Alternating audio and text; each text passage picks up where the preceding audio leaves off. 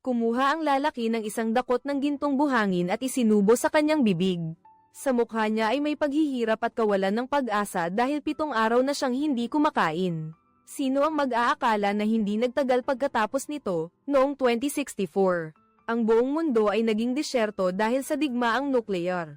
Ang mga mayayaman ay naubos na ang mga yaman. Sa paligid ng mga karagatang malapit ng matuyo, sila ay nagtayo ng isang lungsod ng panaginip sa mismong lugar. Sabi nila, dito ay hindi nauubos ang mga supply. Lahat ay namumuhay na parang nasa panaginip, kabaligtaran talaga sa lugar na iyon. Ang mga taong nakaligtas sa labas ng lungsod ay parang isang kawan ng ipis na naghihirap sa apokalipsis, araw-araw ay nagdudusa. Nakikipaglaban sa gutom at pag-aagawan para sa kanilang pinakamalaking pangarap na makapasok sa lungsod ng mga pangarap. Para sa layuning ito, lihim din silang nagtatag ng isang organisasyon na pinangalan ng Malayang Alyansa. Nang araw na iyon, may nakakita sa bantay sa lungsod ng mga pangarap, na kusang lumabas ng lungsod mula sa isang nakuhang walkie-talkie. Nalaman ng lahat ang isang mahalagang balita, may isang residente na lihim na tumakas mula sa lungsod ng mga pangarap, at may dala pang bomba, halos walang anumang pag-aalala. Ang residente na ito ay nahulog sa kamay ng Malayang Alyansa. Nang makita ang bomba sa dibdib ng kalaban, nagliwanag ang mga mata ni Kapitan Scott. Tuwing linggo, ang lungsod ng pangarap ay may mga armored vehicle na nagdadala ng supply papasok at palabas. Kung normal, walang magagawa ang Malayang Alyansa sa bakal na block na ito. Ngunit ngayon na may bomba, siya ay kumpiyansa na makakagawa siya ng malaking bagay. Pagkatapos kumpirmahin ang ruta ng sasakyang nagdadala, pinabaon ni Scott ang bomba sa lupa, naramdaman niyang tama na ang pagkakataon. Hindi siya nag-atubiling pinindot ang detonator kasabay ng isang malakas na pagsabog, bumulwak ang gintong buhangin sa langit. Kahit ang mga nakaligtas na gwardya sa loob ng armored car, ay natigilan sa pagkalito. Halos wala ng anumang banta. Nang makita ang mga kahon ng pagkain na nakakalat sa lahat ng dako, ang mga nakaligtas ay gutom na gutom. Nagmadaling sumugod sa unahan, ang ilan ay hindi na nakapagpigil at kinain na agad sa lugar.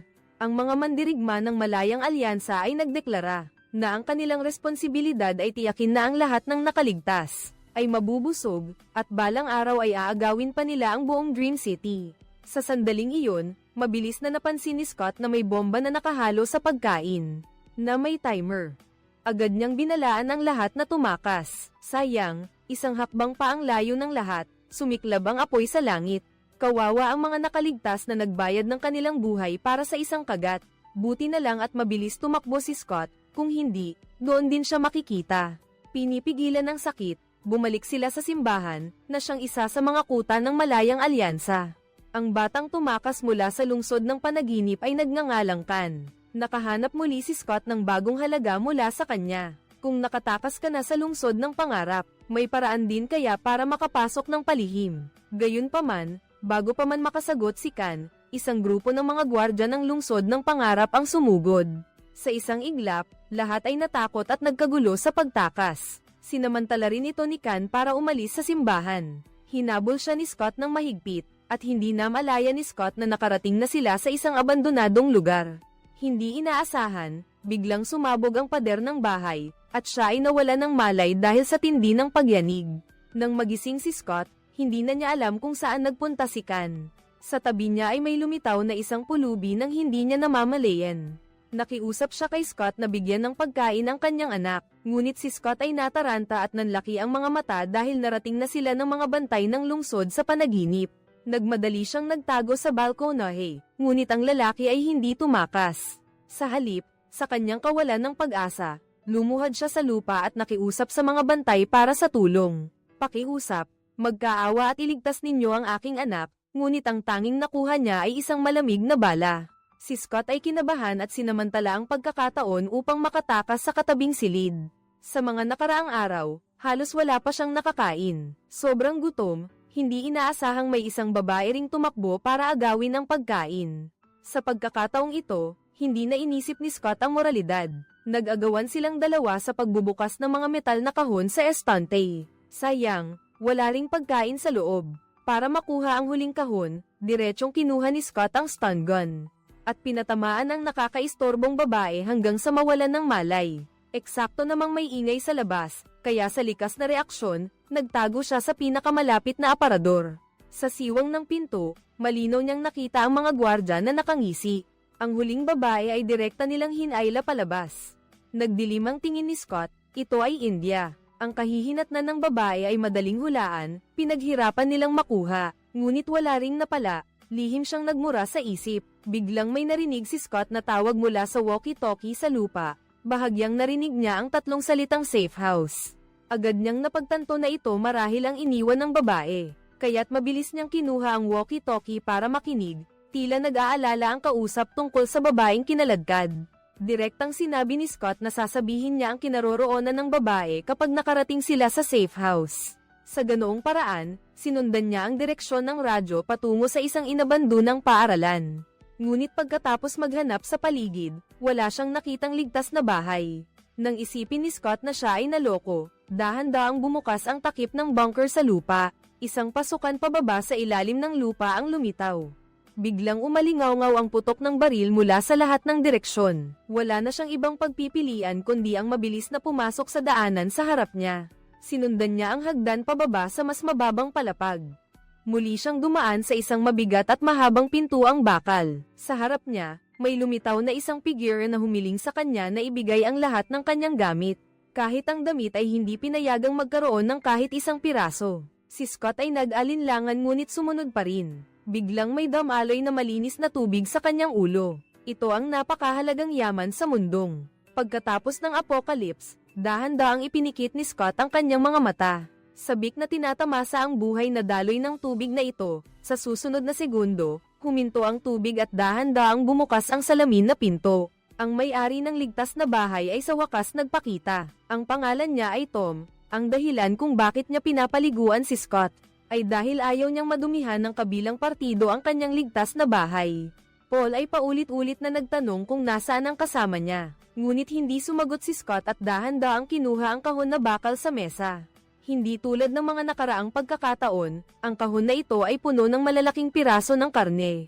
Hindi nagmadali si Paul, at nang halos makatapos na si Scott sa pagkain, sinabi niya nang may pahiwatig na ganoon din si Ratty. Na laging sinisiksikan ng pagkain ng bibig kaya hindi masabi ni Scott ang katotohanan. Kung malalaman ng kabilang panig na patay na si Ratty, malaki ang posibilidad na paalisin siya sa komportableng lugar na ito. Habang kumakain ng karne, nagsinungaling siya ng palihim na nakita niya si Ratty sa mahirap na lugar at nagresulta ito sa pag-atake ng mga gwardya. Nang dalawang tumakas ay nagkahiwalay pagkatapos kumain. Si Scott ay inayos ni Tom sa isang guest room. Ang marahang paghaplos sa malambot na kumot sa kandanggan ng lalaki ay nagdulot ng kakaibang damdamin. Mula pagkabata, hindi pa siya nakahiga sa ganoong kalambat na kama. Si Scott ay nakatulog ng mahimbing hanggang tanghali kinabukasan, humingi si Tom ng pabor sa kanya. Iyon ay ang lumabas at hanapin si Ratty, subalit nagdahilan si Scott na masakit ang kanyang paa para tumanggi. Ang likas na katangian ng tao ay si Kim, pagkatapos maranasan ang magandang buhay. Sino pa ang gugustuhing lumabas at maghirap? Nagsimulang lihim na magmasid si Scott. Sinusubaybayan niya ang bawat kilos ni Tom, at napansin niyang lumalabas lang ito para kumain. Ang natitirang oras ay ginugugol nito sa likod ng isang makapal na bakal na pinto. Dahil dito, nagkaroon ng ideya si Scott na pumasok doon. Ngunit hindi talaga siya makahanap ng pagkakataon para kumilos. Hanggang sa isang araw, napansin niyang paunti ng paunti ang pagkain na ibinibigay ni Tom. Nalaman niya nang magtanong na si Ratty, na nawawala, ang siyang responsable. Lumabas siya para maghanap ng supply, at ngayon ay malapit nang maubos ang imbakan niya. Nag-isip sandali si Scott at sa huli ay nagpa siya na huwag nang magtago. Sinabi niyang nakita niya mismo na kinaladkad si Ratty ng 3 gwardya. Malamang ay patay na, hindi tumigil sa pag-iling si Tom. Hindi talaga matanggap ang katotohanan ito, naramdaman ni Scott na dumating na ang pagkakataon, mahigpit niyang hinawakan ang punyal. Hindi inaasahan, sa susunod na segundo, isang nakakabinging ingay ang lumabas mula sa radyo. Si Tom pala ang naunang kumilos, diretsyong itinaas ang kanyang buto na pamalo at malakas na ibinagsak. Sa puntong ito, lahat ng katotohanan ay nabunyag. Mula nang matanggap ni Scott ang walkie-talkie, pumasok na siya sa bitag na inihanda ni Tom. Ginamit niya ang ligtas na silid bilang pain. Hindi ko alam kung ilang sikim ang naloko niya para mag-alay ng kanilang buhay. Inilabas ni Tom ang kutsilyong matagal na niyang hinintay, at sinimulan ng ihanda ang sariwang sangkap na ito. Si Scott ay hindi ang unang biktima at syempre, hindi rin siya ang huli. Ang babaeng nagngangalang Polly ay napakasamang palad na naging bagong biktima ni Tom. Ngunit sa pagkakataong ito, medyo kakaiba dahil may kasama si Polly na isa pa. Ito ay si Kan, ang lalaking nakatakas mula sa Dream City kanina. Ginamit muli ni Tom ang lumang paraan para pilitin si Polly na ibigay ang lahat ng kanyang gamit. Ngunit para masiguro ang kaligtasan, pansamantala niyang pinapasok ang isa lamang.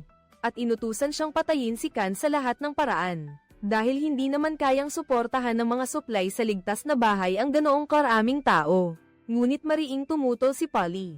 Dahil si Kan ay isang residente mula sa lungsod ng panaginip, sa isang lihim na daanan pabalik sa lungsod. Kung ibibigay nila siya sa malayang alyansa, magkakaroon ng pag-asa na makuha ang lungsod na iyon. Nag-alinlangan si Tom ng matagal at sa huli ay pumayag na magbigay daan. Kahit nagbigay pa ng kahon ng pagkain sa kanya. Nakita ni Tom ang paraan ng pagkain ni Polly at sinabi ng may kahulugan na. Ang naunang bisita ay ganoon din ang pagkabusog sa pagkain. Pagkatapos ay sinabi ni Tom ang dahilan kung bakit galit si Kan. Kinamumuhian niya ang mga tao sa Dream City. Kaya gusto niyang maranasan ng kabilang panig ang unti-unting pagkamatay sa gutom. Bumagsak ang loob ni Polly, inakala niyang nakakita siya ng mabuting tao. Ngunit isa palang baliw na may sirang pag-iisip. Habang mahimbing ang tulog ni Tom, lumapit si Polly sa salamin. Sinabi niyang hahanapin niya ang paraan para protektahan si Kan. Ngunit kung makakalabas sila, kailangan niyang isama si Polly sa Dream City. Ito ang pangarap ng bawat isa. Mabuhay sa labas ng pader, nag-isip sandali ang binata. Sa huli ay pumayag siya sa kasunduang ito, hindi tulad ni Scott na gustong angkinin ang lugar na ito. Si Polly ay gusto lang ilabas si Kan mula rito, noong araw na iyon habang naghahanap siya ng susi sa lahat ng dako. Hindi sinasadyang nakita niya ang marka na iniwan ni Scott. Hindi ko inaasahan na may lihim na pinto sa likod ng aparador na ito. Sayang, hindi pa siya nakakapasok para tingnan nang mamatay siya sa kamay ni Tom.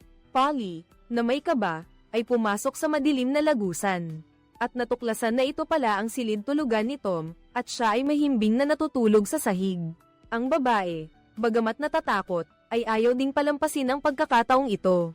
Dahan-dahan siyang naghanap sa paligid at sa wakas ay nakahanap ng isang bungkos ng susi. Ibinigay niya ang walkie-talkie sa diary kay Kan, at sinabihan siyang tawagan agad ang mga mandirigma ng alyansa. Si Mintido ay malapit nang magbukas ng pinto nang pigilan siya ni Kan. Sinasabi niyang malapit na silang mamatay sa gutom at inutusan siyang maghanap ng pagkain. Sa bodega. Sumang-ayon si Polly dahil kahit makatakas sila, kailangan pa rin nila ng pagkain. Nang makita niya ang mga nakasalansan na kahon na bakal sa estante, tanging pagkabigla na lang ang maglalarawan dito. Ngunit bago pa man makaramdam ng tuwa si Polly, nakita niya ng may pagkadismaya, na walang laman ang lahat ng kahon na bakal na iyon. Sa bawat isang kahon na sinusubukan niya, lalo siyang nadidismaya. Hanggang sa makarating siya sa pinakaloob na cold room. Nakita niya sa mesa ang ilang piraso ng karne ng Polly at agad niya itong isinilid sa lalagyan na bakal.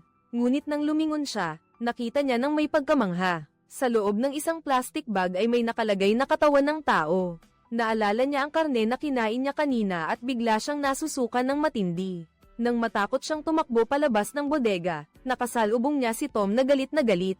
Sa gitna ng kanyang pagkabahala, ginamit ni Polly ang lahat ng lakas niya para isara ang mabigat na bakal na pinto. Nang makumpirma niyang hindi makakapasok si Tom, bahagyang nakahinga ng maluwag ang babae. Si Kan naman na nakakulong sa glass room ay nakapag-ugnay na sa Free Alliance gamit ang radyo. Ang organisasyong may slogan na iligtas ang mundo ay biglang nagkaroon ng butas dahil sa ingay. Naging daan pala ito para makahanap si Polly ng ibang paraan para makatakas sa bodega. Sayang at hindi pa nakakalayo ay nasalubong na niya ang masamang mukha ni Tom. Sa pagkakataong ito, kinabahan si Polly at natamba ang dalawang paa niya, diretso siyang nahulog sa isa pang silid. Sa mahinang asul na liwanag, nakita niya sa sahig ang mga nakakalat na labi. Dito pala itinatapon ni Tom ang mga bangkay. Nang ineg sa takot ang mga paa niya at nagsumikap siyang makalabas sa dating bodega. Sa butas ng susian, nakita niya na hinailan na ni Tom si Kan palabas ng glass room. Habang nag-aalangan siya kung ano ang gagawin, biglang may sumugod na armadong grupo. Bukod pa rito, nakarating din sa tamang oras ang mga mandirigma ng alyansa.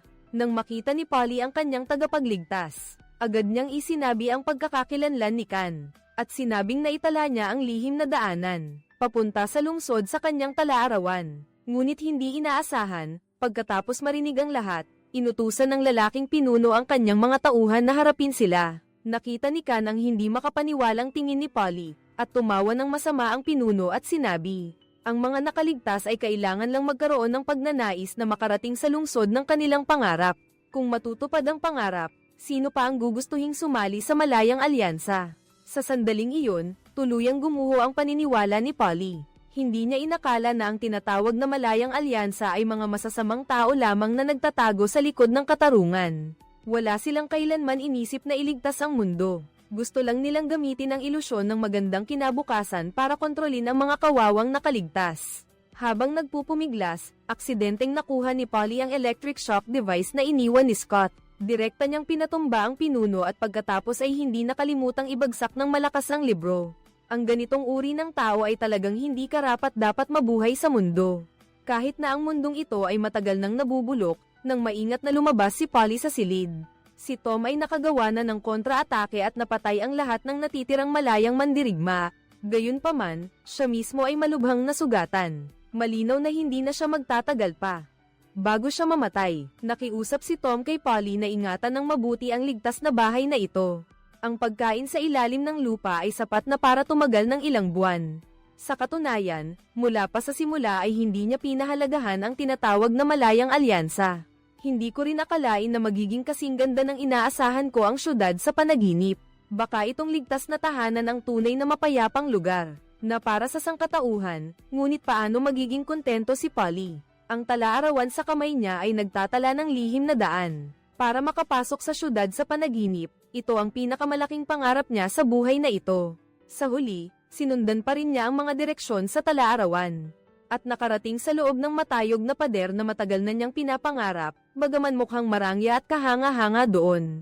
Ito ba talaga ang paraiso sa panaginip? Ito ang buong nilalaman ng pelikulang Kaliyugam 2064. Ang pelikulang ito ay tila nagkukwento ng dalawang kwentong hindi magkaugnay. Buti na lang at mula simula hanggang wakas ay wala akong nakitang pilit na pagsasayaw. Ito ay maituturing na ring isang pagbabago sa sinehan ng India. Sige, hanggang dito na lang muna ang pelikula natin ngayon. Inaanyayahan ko kayong mag-iwan ng komento para makipag-usap. Paalam at kita-kits sa susunod nating mga video.